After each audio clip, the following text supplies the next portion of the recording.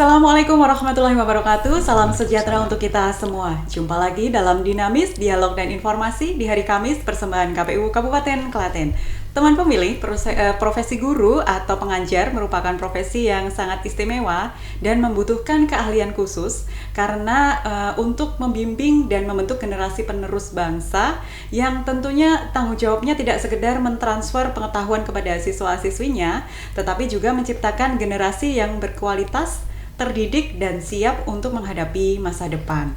Nah, teman pemilih, Dinamis episode kali ini kita akan berbincang bersama seorang guru muda yang inspiratif, Mas Haris Yunanto Wibowo SPD. Halo, selamat sore Mas. Selamat sore Mbak Vita. Apa kabar? Alhamdulillah kabarnya baik. Nah, teman pemilih, Mas Haris ini adalah seorang guru muda dari SMA Negeri 1 Polanharjo ya. Dan sebagai informasi, Mas Haris ini juga pernah mengambil bagian sebagai penyelenggara pemilu, yaitu menjadi tenaga pendukung ya di Sekretariat KPU Kabupaten Klaten pada tahun 2020 sampai dengan 2022. Nah, dan di episode kali ini kami harapkan teman pemilih nanti bisa mengambil insight-insight yang menarik dan bermanfaat tentunya, serta juga kiat-kiat sukses dari Mas Haris ya, seperti itu. Baik. Nah, sebelum berbincang lebih jauh, pertama-tama mungkin Mas Haris bisa memperkenalkan diri dulu kepada teman pemilih. Monggo disilakan. Ya. Baik, bismillahirrahmanirrahim. Assalamualaikum warahmatullahi wabarakatuh. Waalaikumsalam. Boleh pantun dulu ya, Mbak? Oh, boleh. Boleh, oke. Cakep. Belum. Baik, oke, lanjut. Pergi ke pasar membeli manggis. Cakep. Buah manggis rasanya manis. Halo pemirsa Dinamis, dialog dan informasi di hari Kamis. Udah. Cakep. Oke, beri tepuk tangan. Aduh, baiklah. Oke, ternyata selain menjadi guru juga pintar bikin pantun. Iya, buat itu Mbak, biar siswanya senang juga. Oh, gitu? Biasanya ada pelajaran kan kaitannya dengan awal-awal itu kan ada kesan awal. Nah, ketika kita kesan awal sudah menyenangkan, ya membawa kayak mood dari siswanya itu untuk senang pembelajarannya. Gitu. Ternyata banyak kiat-kiat untuk nanti kita saksikan lagi lebih banyak ya. Iya, Mbak. Nah, gini lah. Pertama-tama profesi guru ya. Berdasarkan beberapa survei yang saya baca, merupakan salah satu profesi yang paling banyak disukai atau mungkin diimpikan ya oleh masyarakat, di samping juga profesi seperti dokter dan juga mungkin ilmuwan. Betul. Seperti itu ya. Tapi kalau untuk sebaliknya bagi Gen Z ya, mereka lebih tertarik saat ini mungkin dengan pekerjaan yang menawarkan fleksibilitas, kemudian keseimbangan yang mereka sebut sebagai work-life balance ya. Nah, serta juga ruang-ruang untuk berkreativitas, kemudian mengembangkan diri seperti misalnya di industri kreatif seperti itu ya. Nah, untuk Mas Haris sendiri nih ya, menjadi seorang guru ini apakah merupakan cita-cita dari kecil ya, seperti itu kan ya? Atau mungkin pernah nggak sih kepikiran untuk jadi seorang guru seperti saat ini? Ya? Kemudian apa alasannya? Ya, baik, terima kasih atas waktunya. Jadi seperti cita-cita zaman dulu sama sekarang tuh berbeda ya, Mbak. Kalau zaman dulu waktu saya masih kecil tuh cita-citanya itu nggak polisi, TNI, pilot, dokter dan sebagainya. Tapi kan pekerjaan saat ini, apalagi cita-cita, kalau saya bertanya sama murid saya itu pas awal biasanya kan waktu masuk kelas 10 itu saya tanya, cita-cita kamu itu apa Mbak Mas? Dan sekarang tuh beragam dan berbeda dari cita-cita yang dulu. Karena Gen Z itu kan pada dasarnya kan dia lahir itu sudah ada teknologi seperti HP dan media sosial. Jadi pekerjaan itu banyak sekali seperti apa? Influencer, selebgram, marketing dan sebagainya. Itu adalah cita-cita saat generasi saat ini atau Gen Z ini. Kalau profesi guru ini dari dulu memang sudah kepikiran pengen aku besok pengen jadi guru. Untuk saat kepikiran itu waktu kecil SD, SMP itu belum, Mbak. Mungkin waktu SMA dan sudah mulai kuliah karena kuliah di Fakultas Keguruan yang muara akhirnya kan harapannya menjadi guru. Jadi waktu kecil belum ada cita-cita menjadi guru. Seiring berjalannya waktu SMA dan sebagainya dan waktu kuliah itu baru ada cita-cita menjadi seorang guru itu sendiri. Gitu. Terus akhirnya mendaftarkan kuliah yang sesuai dengan untuk pendaftaran kuliah mengambil jurusan di Fakultas Keguruan dan Ilmu Keguruan. Gitu. Terus kemudian perjuangan nih dari lulus kuliah sebagai dari keguruan ya Pak Ya, namanya? FKIP, FKIP Fakultas kemudian Keguruan dan menjadi Ilmu guru itu Pendidikan. berapa lama perjuangannya seperti apa itu? Jadi perjuangannya itu waktu kuliah itu ya waktu masuk kuliah itu antara tahun kurang lebih tahun 2011 ya Mbak. 2011 dan lulus tahun 2015. Nah kurang lebih 4 tahun ya, 4 tahun ditempuh. Nah, baru lulus dari Fakultas Keguruan atau Ilmu Pendidikan itu sendiri dan jurusan Sosiologi.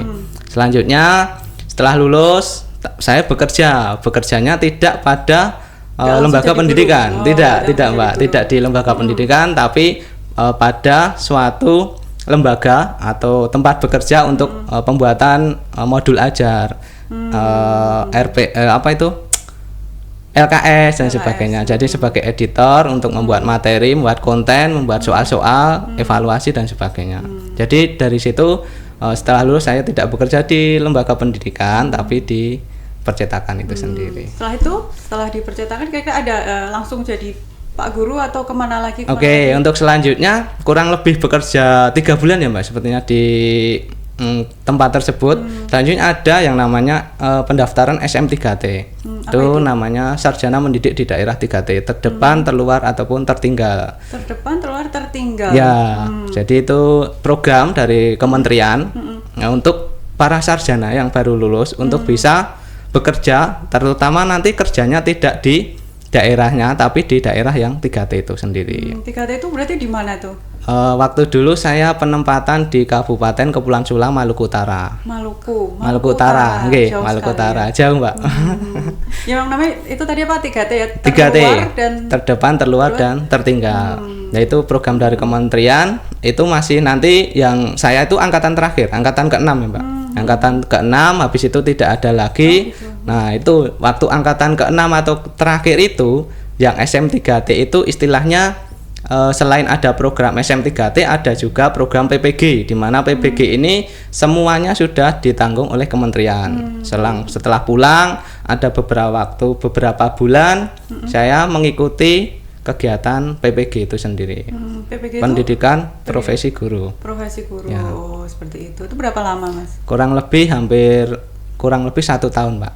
Karena kan di tempatnya saya melalui LPTK UNJ. Jadi tempatnya di kampus Wates di UNJ, di asrama, ada pelatihan dan sebagainya kurang lebih 1 tahun sampai ujian atau UP-nya. Nah dinyatakan lulus itu dari ketentuan dari hasil UP itu sendiri. Gitu. Setelah itu kalau sudah lulus dari situ bisa untuk bekal seperti itu apa poin? Nah setelah lulus itu untuk kan jalur yang itu kan untuk mendaftar jadi guru dan sebagainya. Terus habis lulus PPG itu mendapatkan yang namanya sertifikat pendidik Mbak. Jadi dari programnya itu SM3T itu ada PPG, istilahnya include PPG, di mana PPG itu sudah dibiayai dari pusat kementerian, selanjutnya diberikan oleh lulusan SM3T itu sendiri. Gitu. Setelah itu kemudian mendaftar. Setelah itu ya sudah belum Mbak. Belum juga. Jadi untuk keinginan menjadi guru ini malah beberapa tahun terakhir Mbak. Oh gitu. Setelah lulus dari PPG itu saya kerja di retail Mbak. Di retail, di tempat penjualan barang itu dan sebagainya, retail toko yang besar gitu di daerah Sleman dan sebagainya. Untuk setelah lulus itu kemudian masih ada lagi sebelum nanti saya daftar sebagai guru itu bekerja di kafe juga, di provider juga pernah, provider. Berarti udah kemana-mana ya sebelum benar-benar memutuskan jadi guru gitu. Jadi itu Mbak historisnya, dan juga yang terakhir ini sebelum mendaftar guru dan bekerja di KPU Kabupaten Klaten, Sekretariat KPU Kabupaten Klaten. Berarti kurang lebih 2 tahun ya? Ya kurang lebih 2 tahun. Nah sekarang pada akhirnya sebelumnya tapi di SMA Negeri 1 belum ya? Belum. Setelah dari KPU kemudian daftar? Langsung daftar. Guru. Setelah dari KPU sampai 2022 kan 2021 sudah ada pengumuman. P3K untuk guru yang tahap pertama itu pertama kali ada P3K 2021. Tapi saya ikutnya yang tahap kedua Mbak. Karena tahap pertama itu untuk khusus guru Indo gitu. Yang sudah mengabdi. Kalau yang kedua itu untuk yang lulusan PPG yang belum mengajar, ada juga formasinya, jadi saya ikut yang formasi itu. Terus akhirnya ditempatkan di SMA Negeri 1 Polan Harjo. Oke. Di SMK Negeri 1 SMA Negeri 1 Polan Harjo. Nah, akhirnya juga menjadi Pak Guru sekarang ya. Nah, kemudian di SMK Negeri 1 ini menjadi guru apa ini? Saya mengajar mata pelajaran sosiologi. Untuk kelas saat ini kelas 10. Kelas 10. Nah, kelas 10 ya, kelas 10. Dari kelas 10 1 sampai kelas 10. Kurikulumnya masih kurikulum Merdeka ya? Kurikulum Merdeka. Itu masih ada penjurusan kayak gitu? Kalau sekarang itu ada peminatan Mbak namanya. Peminatan yang ke jurusan semacam peminatan mata pelajaran pilihan IPA ataupun IPS itu sendiri. Oh gitu. IPA, IPS. Kalau kemarin juga ada peminatan. Kemudian selain menjadi guru pengajar nih ya untuk mata pelajaran sosiologi, kemudian ada tugas lain nggak selain jadi Pak Guru ini? Ya, saat ini ada tugas tambahan wali kelas 10-3 dan menjadi staf humas dan juga pembina ekstrakurikuler band, Pak. Band. Ya, main musik ya. Musik kita. Main musik seperti itu. Oh, ternyata Pak Guru pintar main musik nih ya. Oh ya, sekarang kalau guru biasa dengan wali kelas itu bedanya apa? Kalau wali kelas itu tugas tambahan ya, Pak. Tugas tambahan selain tugas utama guru mengajar, mendidik, itu ada tugas tambahan, tentunya disesuaikan dengan tugas yang ada di sekolah, pembagian sekolah. Saya sebagai wali kelas tentunya manajemen dan mengelola kelas, memberikan informasi terkait sekolah kepada orang tua atau wali, ataupun nanti di akhir biasanya kan kalau kenaikan kelas ataupun semesteran itu ada namanya menyampaikan hasil belajar siswa. Kepada wali. Ya, tentunya yang terakhir juga membuat laporan dari wali kelas atau kegiatan, membuat rencana yang telah disusun itu sendiri. Banyak ya, ternyata ya. Tambahan itu dari sebagai wali kelas ya. Selain itu juga jadi humas lagi ya. Ya, jadi staf humas, Mbak. Humas itu kegiatannya apa saja kalau humas itu kegiatannya kan ya seperti itu tadi ya, menyampaikan informasi dari sekolah ke pihak terkait, entah itu lembaga lain ataupun orang tua atau wali dan sebagainya, memberikan informasi, melayani dari masyarakat untuk yang mencari informasi tentang sekolah dan sebagainya. Apalagi saat ini kan ada yang namanya SPMB ya, Mbak. Sistem penerimaan murid baru, di mana nanti mulai dibuka itu 26 untuk pembuatan akunnya. Gitu. Berarti kan ini meliputi apa? Seperti penggunaan media sosial juga. Juga ya. Penggunaan media sosial itu juga sangat penting kaitannya dengan publikasi, penyampaian informasi dalam publik dan sebagainya. Bikin konten gitu kan? Ya, kebetulan saya juga sebagai admin dari media sosialnya, Instagramnya SMA Negeri 1 Polan Harjo ya.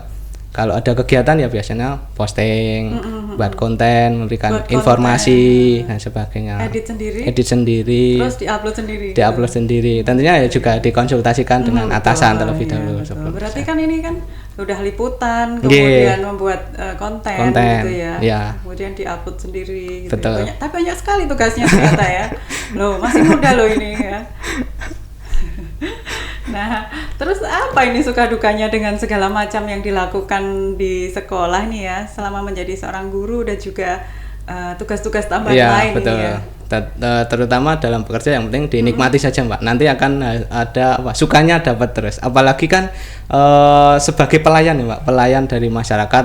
Contohnya ketika di sekolah kan bertemu dengan warga sekolah, Bapak Ibu guru, dengan siswa-siswi, dengan Bapak Ibu pegawai SMA juga dan sebagainya, ataupun warga sekolah yang lain, tamu mungkin. Jadi dituntut untuk selalu memberikan pelayanan dan sebagainya. Sehingga kalau ketemu contohnya, Mbak, ketika mengajar tuh, kalau ketika lihat murid yang berbeda-beda, yang lucu-lucu itu kan juga bisa menyenangkan. Ya, karakter masing-masing karakternya yang berbeda-beda, latar belakang yang berbeda-beda dan sebagainya. Berarti kalau menurut murid-murid nih, Mas Haris dikenal sebagai guru yang apa ya? Guru yang mungkin menyenangkan gitu ya, nggak galak-galak nggak? Iya, kalau galak sih ya mungkin lebih ke tegasan ya, Pak. Gitu. Relasan, ketegasan terkait mungkin pembelajaran agar materi juga bisa disampaikan dengan baik, bisa tertuju kepada siswa-siswi dan sebagainya. Kan sekarang kan jadi guru untuk teman-teman Gen Z nih. Ada apa ya? Cara khusus nggak untuk mengajar mereka? Ya, kebanyakan kan murid saat ini kan ya generasi itu ya, Mbak, generasi Z dan sebagainya, di mana mereka tuh karakternya kan dari generasi ke generasi itu kan berbeda-beda. Apalagi sekarang itu dengan adanya era teknologi, mereka lebih apa ya? Lebih mudah ketika pembelajaran itu menggunakan teknologi. Contohnya ketika media pembelajaran yang digunakan tidak ceramah misalnya, tidak ceramah dari awal sampai akhir dan sebagainya, menggunakan ilustrasi-ilustrasi yang lucu, gambar-gambar yang lucu yang ditampilkan, apalagi yang update saat ini dan sebagainya, itu malah lebih menarik. Mereka mengikuti dengan senang, apalagi saat penggunaan HP. Tentunya penggunaan HP ini juga Mbak, ada dua sisi. Sisinya membantu dalam pembelajaran sebagai sumber informasi, bahan ajar, bahan pembelajaran. Sisi lain ketika pembelajaran itu ada yang ketika diajarkan itu ada yang bermainan HP sendiri, fokusnya. Jadi harus guru itu harus bisa memanajemen dengan baik, manajemen kelas, pengelolaan kelas dengan baik, agar nanti materi yang disampaikan itu juga bisa tepat sasaran kepada siswa tersebut. Apalagi kalau pelajarannya seperti sosiologi kan banyak teori. Nah, sepertinya itu Mbak. Pandangan saya juga seperti itu waktu kelas dulu SMA, awal-awal ya, sosiologi kan pelajaran baru di SMA. Saya itu kurang suka begitu. Nah, karena banyak mungkin hafalannya, teksnya banyak dan sebagainya. Tapi kalau sudah menginjak kelas 12 itu sudah berbeda. Jadi pengertiannya seperti itu. Kalau saya triknya mengajarkan sosiologi kepada siswa itu memberikan contoh yang aktual dalam kehidupan mereka sehari-hari. Contohnya kalau kelas 10 itu ada materi yang namanya interaksi sosial. Nah, saya mencari contohnya materi interaksi sosial itu dari kehidupan dia sehari-hari. Yang kekinian atau yang dia lakukan. Saya itu mengatakan sosiologi itu pelajaran yang mudah. Mengapa mudah? Karena setiap hari kalian sudah mempraktekannya. Setiap hari itu ada interaksi sosial, ada sosialisasi. Dan lain sebagainya. Menarik sekali loh sekarang itu ya, apalagi guru muda ya, harus banyak. Ternyata memang guru-guru muda ini mungkin lebih banyak inovasi ya, harus banyak inovasi gitu ya. Nah, sebagaimana kita singgung di depan tadi, Mas Haris juga pernah membantu di Sekretariat KPU Klaten ya. Waktu itu sebagai tenaga pendukung di Sekretariat KPU Klaten. Apa saja yang dulu dikerjakan di sini? Baik, waktu dulu saya pernah bekerja di Sekretariat KPU Kabupaten Klaten antara tahun 2020 awal sampai 2022 awal nih Pak. Nah, saya itu sebagai tenaga pendukung pada bagian data dan informasi. Jadi banyak sekali nih ilmu yang saya dapatkan dan juga bekal untuk saya melanjutkan pekerjaan dan sebagainya. Itu salah satunya pengelolaan dari data pemilih, terus pengelolaan dari logistik dan sebagainya, bagaimana memanajemen logistik, bagaimana pengelolaan data, apalagi kan data dari pemilih juga Mbak. Di situ ada undang-undangnya terkait data pemilih dan juga agar kan biasanya itu ada pemutakhiran data pemilih. Nah, itu agar bisa datanya update dan sebagainya, itu saya belajar dari situ juga. Banyak sekali ilmu yang saya dapatkan dari KPU Kabupaten Klaten ini. Gitu ya, dari dulu memang aktifnya di pemutakhiran data pemilih ya, di bagian data. Iya, berkali-kali harus update. Jadi ya memang begitu rumitnya kecil perubahan data harus segera di-update gitu ya. Sekali lagi ya, sebagai guru tentunya Mas Haris ini juga berada di tengah-tengah mereka yang usianya menjelang 17 tahun atau yang kami sebut dengan calon pemilih pemula atau juga mungkin ada yang sudah pemilih pemula ya. Nah, menurut Mas Haris nih ya, bagaimana kepedulian teman-teman atau juga tingkat pengetahuan mereka tentang penyelenggaraan pemilu atau pilkada kemarin. Baik, kaitannya dengan pemilu dan kaitannya dengan pembelajaran demokrasi ya Mbak. Dari pembelajaran demokrasi itu kan sebenarnya dari pembelajaran pun juga sudah diterapkan, nggak hanya pelajaran PKN saja, tapi mungkin pelajaran yang lain juga ada penerapannya, seperti saat belajar kelompok. Di situ ada yang namanya aspek saling menghargai perbedaan, aspek menghargai dari pendapat yang berbeda dan sebagainya, ataupun aspek dari memilih suatu ketua, misalnya menunjuk ketua kelompok. Nah, itu kan ada proses namanya demokrasi. Nah, selanjutnya ada juga proses dalam SMA atau SMK itu kan dalam kurikulum Merdeka itu ada namanya P5 ya Mbak. P5, Proyek Penguatan Profil Pelajar Pancasila. Nah, salah satunya ada tema suara demokrasi. Nah, di sekolah kami itu juga sudah melakukan P5 tersebut dengan tema tersebut. Ya, kegiatannya ya berkaitan dengan bagaimana toh menjadi pemilih yang baik, bagaimana toh prinsip-prinsip dalam demokrasi, dan sampai pernah melakukan simulasi, bukan simulasi lagi nih Mbak, pemilihan ketua OSIS.